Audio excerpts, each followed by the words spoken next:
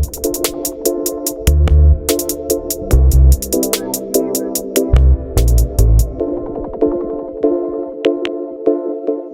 right, welcome to Big Time Basketball, the basketball segment of the Fantasy Fanatics Podcast. I'm your host once again, James, and I'm joined once again by Nate, Mete, and Terry. What's up, boys? So Going. All right, in today's episode, we're talking straight about the NBA Finals. We'll recap games 4 and 5 that happened this past week. Then we'll jump right into sort of an overlook of the finals, where we'll talk about how our predictions are looking and I guess just general thoughts on the series. And then we'll just hop right into the preview for Game 6, which is happening on Tuesday night. We'll definitely talk about that, as well as maybe touch on a few other things. So let's just hop right into it.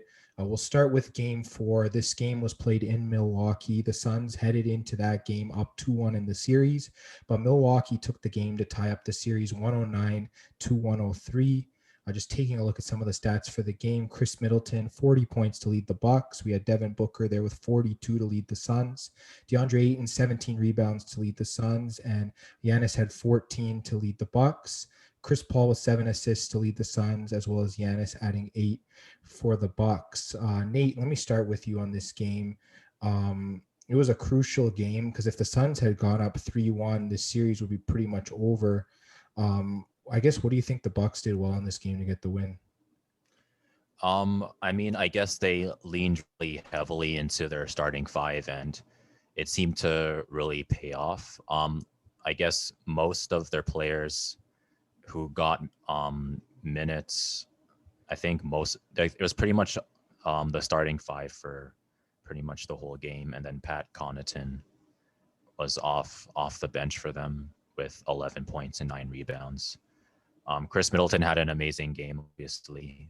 Jrue Holiday had a pretty solid game. So, yeah, I feel like they leaned into their starting five, and it worked out.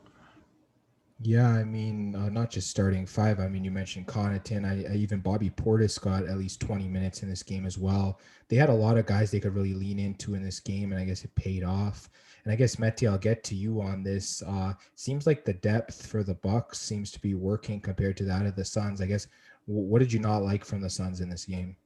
Yeah, so I saw a couple problems with the Suns, sorry. First of all, I thought that they turned the ball over too much. They had 17 turnovers as a team. They also did not shoot the three-pointer very well. They shot 30% from the three-point line, and Chris Paul really had a rough night shooting the ball, and I think he had around 5 turnovers as well. So his efficiency wasn't great, and the fourth quarter, it just they kind of choked it there as they lost the quarter 33-21. Yeah, I think one of their main issues was not giving DeAndre Ayton many offensive looks. I mean, he only had 6 points, and he only had like 9 attempts. I feel like he usually gets a lot more than that during the game. Big mistake on their part. Obviously, he was still there to get all the rebounds there in the paint, especially defensively, was really strong. But yeah, like you mentioned, Chris Paul, too many turnovers in this game, and they didn't get a lot of points to support Devin Booker, who dropped 42, had arguably one of his best games in this postseason. I guess, Terry, getting to you, I guess what needs to happen for this Suns team for them to even win a game in this series? After game 4, honestly, you need to focus on giving the ball to DeAndre Ayton more a lot, especially when you look at like some of the clips, whether it be highlights or if you were just watching the game as a fanatic of the sport of basketball. Sometimes when it's the Devin Booker, DeAndre Ayton pick and roll, Booker would always get the bigger man, whether it be Bobby Portis, Brook Lopez, or whoever, et cetera, et cetera, et cetera.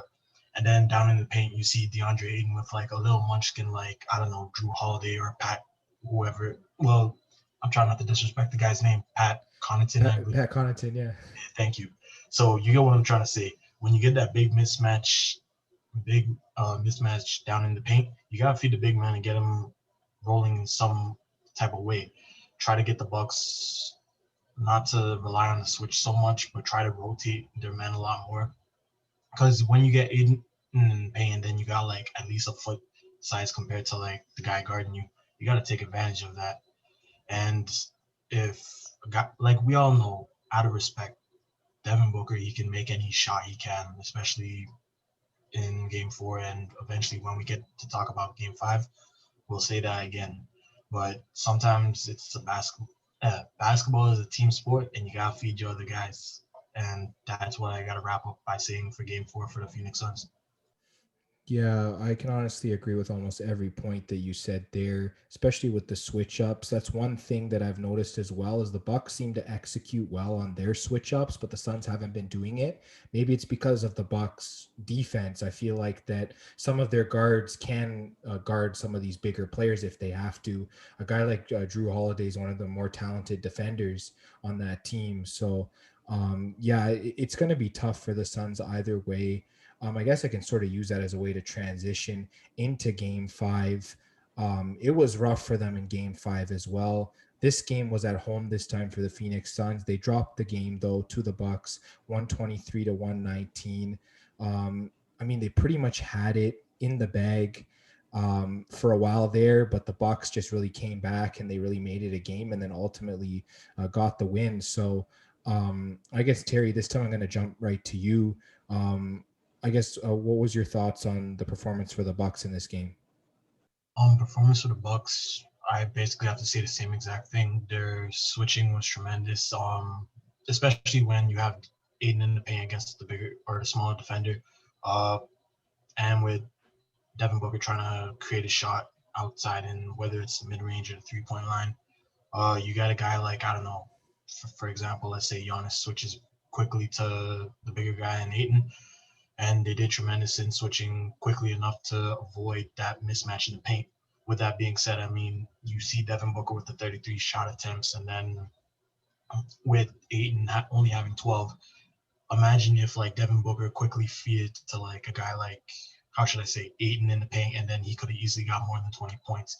And maybe we could be singing, oh, Phoenix is at 3-2, but instead the Bucks tremendously did great on defense. And having said that, they had 2 tremendous clutch moments at the end of the game. I believe one was Giannis and the block on Ayton, and then I believe it was the alley oop right after that. I'm not 1,000% sure. I was kind of tired after watching that game, but having said that, the Bucks did tremendous on the defensive end, and then it resulted in a 3-2 series lead. Yeah, especially with a guy like Drew Holiday getting those clutch steals off of guys like Booker and Chris Paul. I mean, that's what they're paying him to do as sort of the third guy there. And yeah, the big three really balled out in this game. Pretty equal scoring among them. Giannis had 32 points, Middleton had 29, and Drew Holiday at 27. So I mean, when you're paying these big three guys big money, those are the guys that need to come up big for you if you want to win games, and they clearly did that. Obviously, Giannis led his team in scoring. We had Booker leading his team in scoring again with 40 points. So back-to-back 40-point efforts from Booker pretty much gone to waste at this point because they weren't able to win either game. Ayton led the Suns with 10 rebounds. Giannis had 9 to lead the Bucks. Drew Holiday had 13 assists to lead the Bucks, and Chris Paul had 11 to lead the Suns. Mete, just getting to you right back onto the Suns. I don't know, was this more of the same of last game, them not having the depth? I don't know. What was the issue for you with the Suns? Yeah, the story was kind of the same. The Suns had a lead.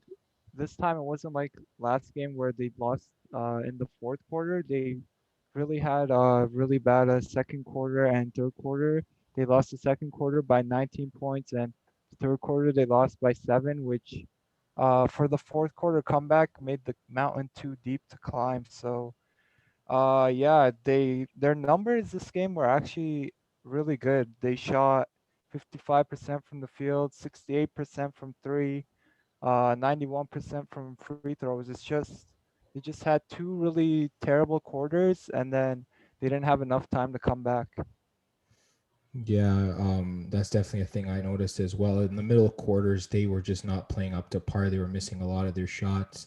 Obviously, Booker, 50% shooting is not bad from three, but I mean, he was pretty much doing everything by himself. He really didn't have the support. Obviously, Ayton had a double-double there. Chris Paul did have 21 points, but I don't know what it was about this team. But yeah, they just haven't been getting the depth scoring. And when the Bucks have been getting it, It's really helped. Guys like Connaughton going 4 for 6 from the 3 points. I mean, yeah, if you're hitting threes at that rate from your bench guys, I mean, that's really solid. Obviously Drew Holiday had a good day shooting as well, 60% from the field. I mean, if you're getting that kind of shooting, even from guys like Giannis, also, it's great. But Nate, let me just get to you, I guess. Just looking at the Bucks, I'm just looking at this team. They've won 3 straight games. I guess what do they have to do to make it 4? I mean, just continue doing what they're doing. It looks like there isn't really too much different that they need to do. I think their current game plan is kind of working. I mean, they still can't really stop Giannis or slow him down effectively enough. And Chris Middleton and Drew Holiday are also right there. Pat Connaughton, he's had a really solid series so far. So, I mean, just continue to lean into their strengths because it looks like the Suns are kind of struggling to stop them. Yeah, clearly that's been an issue for the Suns. I know I talked about last week how the Suns always seem to start out well, but they just sometimes can't close it out. It really looked like that again in this game. Obviously, 37 first quarter points.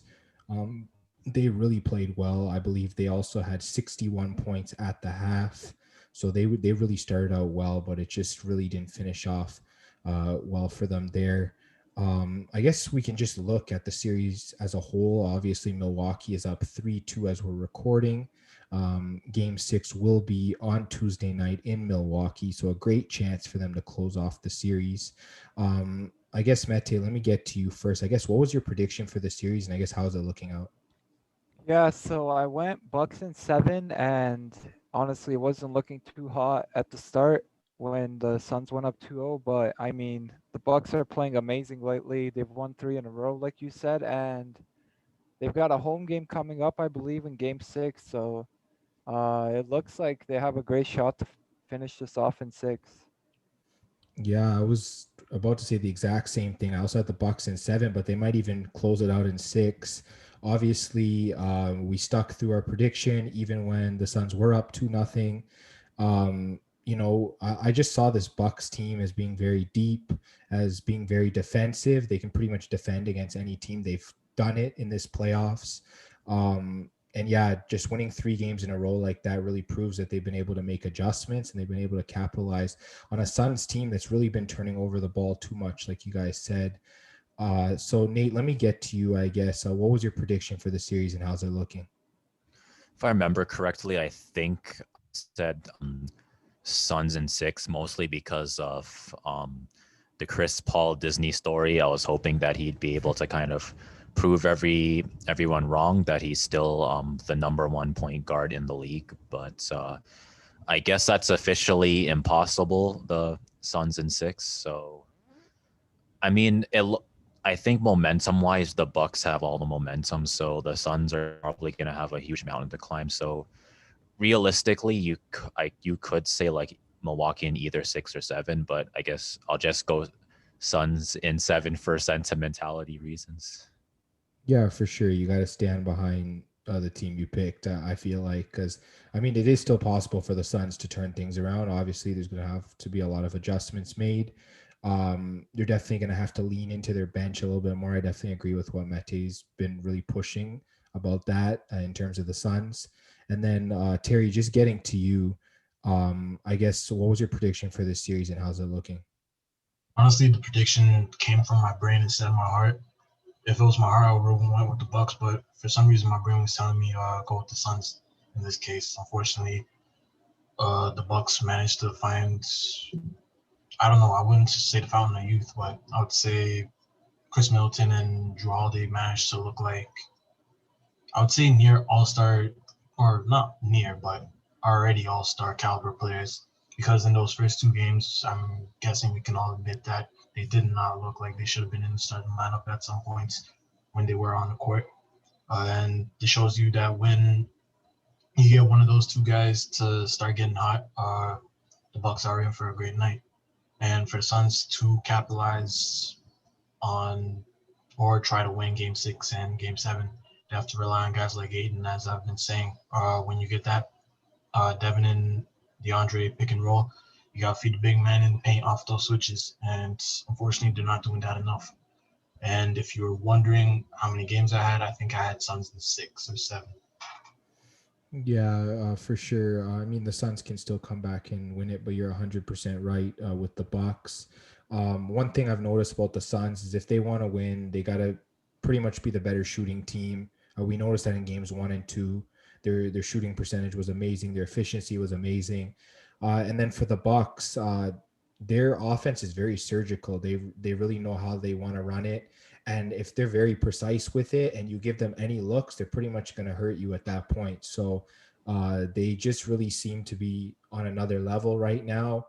We're probably going to have to see some defense from the Suns like we haven't seen this from them this entire playoffs if they want to win game 6 and then possibly win game 7 as well. So it's definitely going to be a tough road for the Suns coming out of game 5, but definitely game 6, it's pretty much do or die for them at that point. So I guess on that note, we'll just hop right into the preview for game 6 on Tuesday night of the NBA Finals. Obviously, Phoenix is in Milwaukee to take on the Bucks. The Bucks are favored by 5 points as we speak. I guess, Nate, let me just get to you first on this. I guess who wins this game, and if the Bucks win, do they cover 5 points? I guess from what it looks like from the projections, it looks like the Bucks should be able to win. I think that the Suns can cover though, but I also said Suns in 7, so I'll just say for sentimentality. If you want to be sentimental about the Suns, then you can kind of pick the Suns to win. But if you're really feeling the momentum for the Bucks, then pick the Bucks to win, but the Suns to cover. Yeah, I'm sort of thinking along the same lines as you are, I guess. I think the Suns are not going to go down without a fight. If they lose, it's going to be right down to the last buzzer, overtime possibly. That's probably the kind of game you're looking at. I mean, if the Suns win, they should be able to win by a handful, but obviously the Suns aren't favored. So I think probably taking the Suns on the points should be safe either way, even if they don't win the game. Obviously, I do like the Bucks to win because they're at home. Obviously, they got to put it away in game 6 because if you give the Suns any momentum, I think that it's a very genuine possibility that they end up taking the series in 7 away from the Bucks. So that's something that the Bucks don't want them to do. I guess, Terry, let me get to you. I guess, do the Bucks win this game? And if they win, do they cover? If the Bucks do win, I mean, let's not talk X's and O right now. All the momentum's on their side after game 5. With that being said, I want to say they win.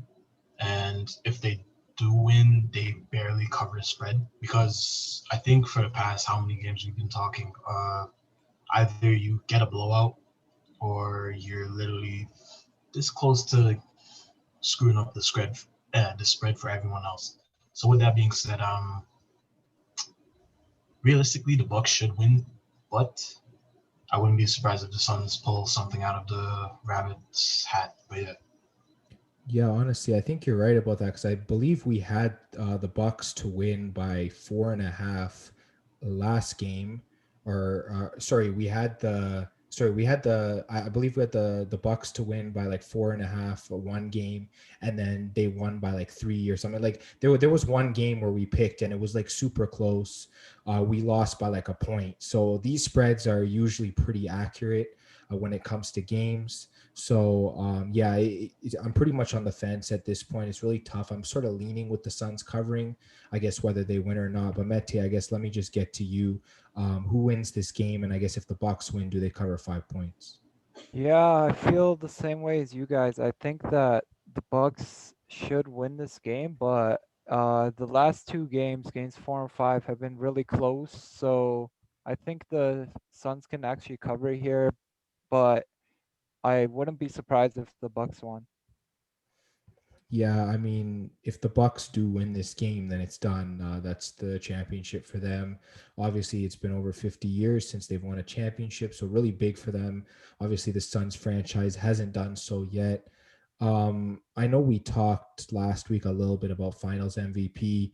It's pretty much Giannis at this point. I think we can all agree with that. If the Bucks do pull it out in Game 6, obviously with the Suns, it's a little bit more in the dark. I guess it could be Chris Paul, it could be Devin Booker. He's made a case for himself recently with back-to-back 40-point games, but I guess Nate, I'll start with you. I guess what are the Suns' chances of pulling out of this series with a Game 7 win in your mind? It's gonna be kind of tough, especially with the Bucks at home. So it's gonna come down to pretty much can they beat the Bucks at home? If they can do that, then they will have a chance. So this game is basically do or die for them. Yeah, I definitely agree with that. I guess Mete, getting to you, what are the chances of the Suns winning this series? Um, I would say around like 35%. I saw the stat. I think the Bucks have maybe like 2 losses at home in the playoffs all season. So it's gonna be really tough for them to win that game 6. But if they do win it, they actually have a great chance at home to pull off the comeback. Yeah, I'm sort of thinking along those same lines. I think that maybe they have about a 30 to 35% chance of winning Game 6. But I feel like if they win that Game 6, then going into Game 7, they have at least a 60% chance at home, because if they can sort of get their shooting rhythm going, and they can play some type of defense on this Bucks team, I feel like that they could probably carry it over another game. I think what really made them stumble was those back-to-back games in Milwaukee where they just couldn't find their form. And then by the time they got back home, they just really didn't have that form. So if they can somehow find their form in Game 6, I think that they should be able to carry it over to a home game in Game 7. But I guess, Terry, what do you think about that? What are the Suns' chances of winning this series? Suns' chances, I'm not thinking about the 35%. I'm not thinking about the 30%. Thinking about DeAndre Ayton getting more touches in the paint, as I've been preaching this whole podcast episode right now. I've been saying if you get a difficult shot in the mid-range, just feed it to the big man as quick as possible. Get that easy 2 points. Get back on defense. Do what you got to do. When Brook Lopez is on the court, take advantage of that. He's more of a liability on defense than any other player on the court at those moments. Capitalize on those things. We might see a Game 7. If not, congratulations, Milwaukee, Wisconsin. If they get it to a Game 7, you gotta hope those fans to like count down Giannis on the charity stripe. Honestly, he's only shooting 68% this series, and if it does go to a Game 7, I wouldn't be surprised if he goes under 50% from the charity stripe. With that being said, I mean, I think this series is pretty unpredictable just because of the fact that we don't have no storylines to go off of beside either Giannis or Chris Paul. And honestly, this is great for basketball when you stop and think about it. We don't need to worry about ESPN, Fox, or whoever telling us the narrative. It's just us thinking and talking ball. Yeah, for sure. I definitely agree with you. I guess to touch on a couple of your points, you talked about Lopez being a liability. I definitely agree with that. Them either having Portis or Giannis at the 5 defending has definitely been great for them. Them being able to make that switch quick enough. I feel like, yeah, Phoenix starts off well. You got Lopez on the court early in the game because obviously they want him there for the tip-off and all that. But then, yeah, they make that switch and it just really turns the game around for the Bucks. I guess, yeah, like you said, Phoenix just has to capitalize when Lopez is there. Then you mentioned Giannis from the free throw line. I mean, I believe it was Chris Paul that said we're not capitalizing off of the rebounds he creates. So we noticed that too many times, I guess, in Game 5 where Giannis would create a rebound and then the Bucks would just score 2 points. So, I mean, he'd miss one shot, but they still get 2 points out of it, and that's not good. So definitely something the Suns need to work on. I guess one other final point, I guess unrelated to the finals, is sort of about Team USA basketball. Terry, you're the main person I want to talk to about this since you're pretty much a crazy Spurs fan. Keldon Johnson getting selected for Team USA. Obviously, as Spurs fans, we know what he is. Not a lot of other basketball fans know who he is. I guess, what's your impression of him? I mean, 15 points in his debut. He was really solid. People were sleeping heavily on this guy, calling the USA GMs crazy for selecting him as a replacement. I guess, what do you think of this whole thing with Keldon Johnson?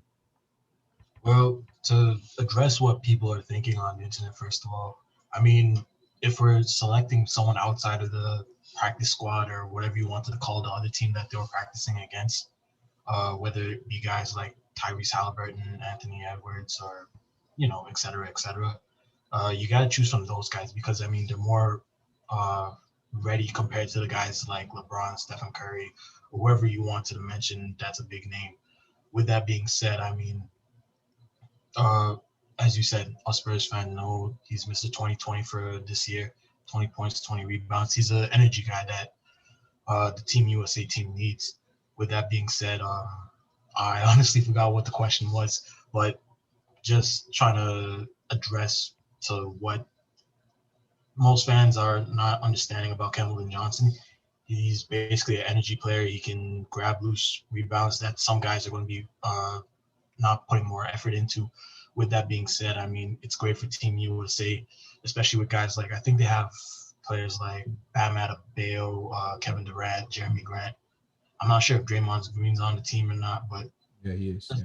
that's just to name a couple, you know what I mean? And Mhm. with those veteran legs that have been through the playoffs, they might not want to put a lot of effort into the exhibition games. And that's another thing. Like, it's exhibition games. Why are you worried about those games? You got to worry when you get to the Olympic Games, man. Like, come on. Yeah, honestly, you pretty much summarized everything I said completely. Yeah, Keldon Johnson is a terrific player. People are finally getting to see who he is. I guess, Nate, I'll bounce to you on a different question. Obviously, Trey Young has said that he's wanted to play for the Team USA. I guess why haven't they selected him as a replacement? To be honest, I'm not really too sure why they haven't selected him. I guess there might be some kind of concerns about fit somehow. They're not sure how they would kind of fit him into the offensive system. That's the only thing I can really think about. But other than that, in terms of talent, there's no reason why he shouldn't be in Team USA. Yeah, I can totally agree with that. I think it's pretty much a mistake they're making not selecting him. He clearly expressed interest that he wanted to play. I'm not sure what the GM's thinking there, but I guess we'll definitely have to see how this roster shapes out. And I guess Mete, to sort of close it out, you're a huge Carmelo Anthony fan, obviously. I guess a lot of people have been lobbying for him to be selected as a replacement on this team. I guess what's your opinion on that?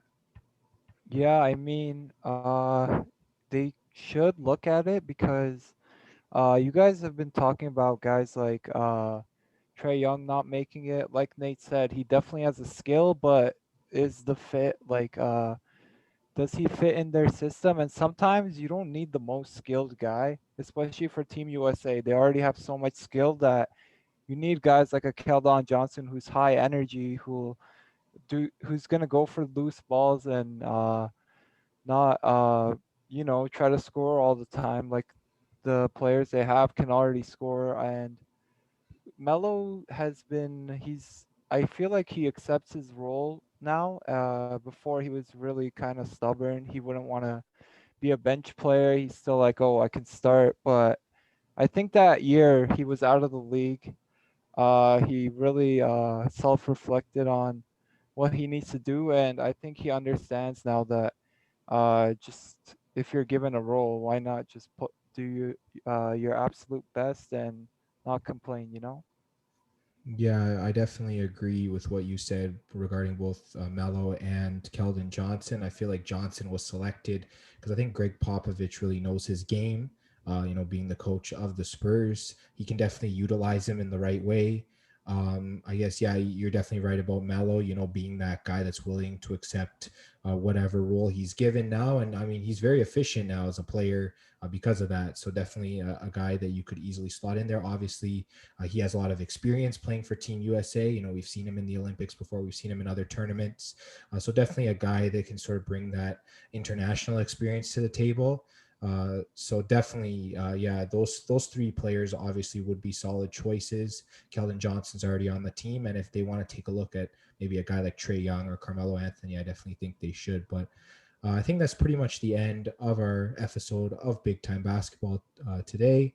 And make sure you check us out on Instagram and Twitter at FanFan Podcast. Obviously, we're coming to the end of the NBA Finals picks. We'll have one or two more left because there's only one or two more games. So definitely get them while they're still getting up. And we'll definitely be back with more picks once the NFL kicks off in September. So definitely look out for that.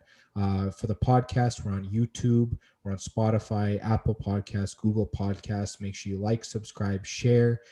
Click the bell for notifications on YouTube.